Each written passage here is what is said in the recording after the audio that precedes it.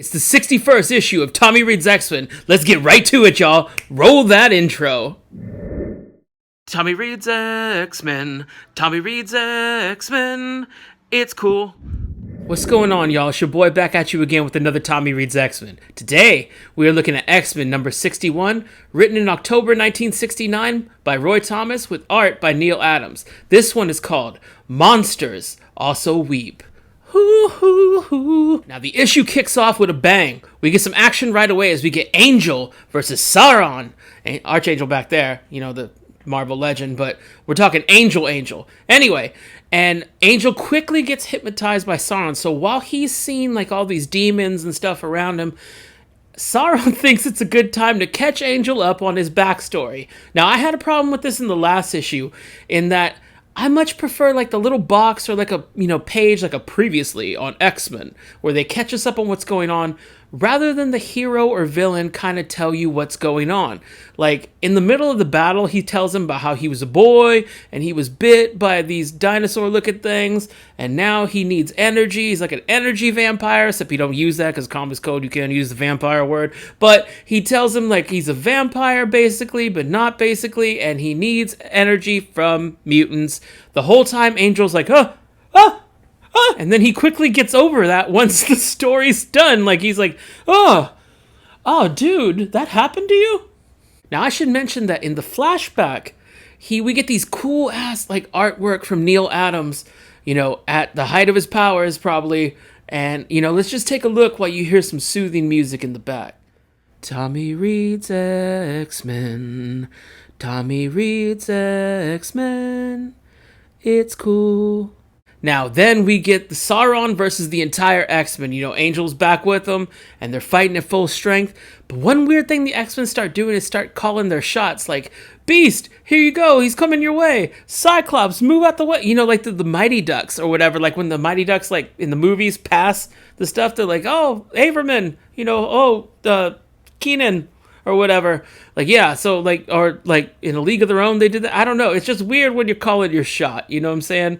It's not something they would normally do in real life, if that makes sense. You know what I'm saying. Cut to the doctor's office where Alex, who's been comatose for most of these issues that he's in, is like, ah! Now he wakes up, and because he wakes up, the energy that was being siphoned off of him leaves Sauron. Now this is the same exact thing that happened to the High Evolutionary when he was trying to get power from Alex. So I don't know what it is about this dude. He turns back to Dr. Lycos, and the X-Men are like, oh, Dr. Lycos. But before he hypnotizes Angel again with the same move. Like, the same move worked twice. I can't believe it. Like, you're a trained hero, and you fell for the misdirection. Like, Like, I don't get it. So he carries Dr. Lycos back to his doctor's office. So the X-Men bust in the doctor's office to find Alex shaking hands with the doctor. Yeah, that's right, he's shaking hands, and then all of a sudden, the doctor's drama starts unfolding. You want to know what drama? I'm about to tell you. Wait, just patience. Now, in the doctor's backstory, both times he monologued, in this issue and in the previous one, he mentioned he got his powers by being bit by these creatures while he was on an expedition with his father, who's an explorer. Now, one of the other people on the thing had a daughter with him, and she was lost. That's why he went into the caves looking for her and stuff. He found her. That little girl's name was Tanya. Now, Tanya grew up and fell in love with the doctor, and he fell in love with her. Now, Tanya's father never liked Lycos. He thought he wasn't good enough and stuff, and that's why he became a doctor to impress him, and blah, blah, blah, yada, yada. And they're there, the doctor, Dr. Lycos, Tanya, and her father, and they're all yelling at each other, and the X-Men are basically standing there at this point like, wow, what? Oh, snap!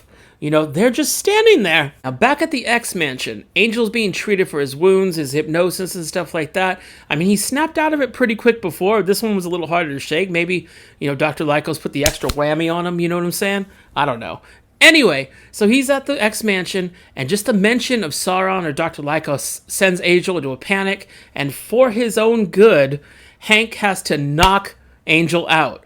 Now, I don't know how well it did him because Hank just seemed like he was just itching to punch something. Like, for a smart guy, he sure is punch happy. Now, they take off, the X-Men, leaving Alex and Lorna back at the mansion to go through Papa Chuck's files to see what he's got on Lycos.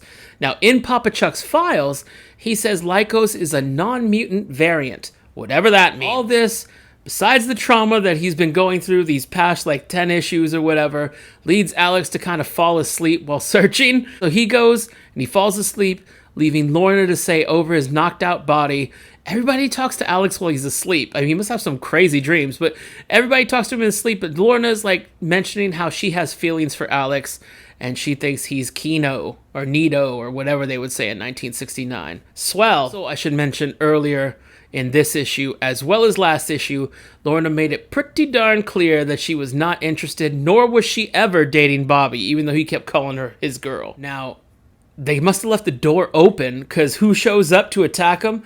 Dr. Lycos, that's right. He attacks and siphons energy off Lorna, becoming Sauron again. Now, he uses his power to go attack Tanya's father, and she gets in the melee, he realizes what he's doing, and he takes off. He goes a-flying. Ends up in Antarctica, where he wants to be alone by himself. You know, he can't trust himself as Sauron. Antarctica is also the place where he first got turned into Sauron. Now, who follows him there? I'm assuming it took a long time. You fly in commercial, then you gotta take a toboggan or whatever. I don't really know geography. But anyway, Tanya shows up in Antarctica. She shows up with the X-Men. They could have flown in the X-Jet, but they didn't show that. I just imagined they were all in their costume in Alaska Airlines or whatever. Whatever airline was going the cheapest, they didn't have websites to do that kind of thing, so I'm sure they did their research. So she confronts Sauron, or Lycos.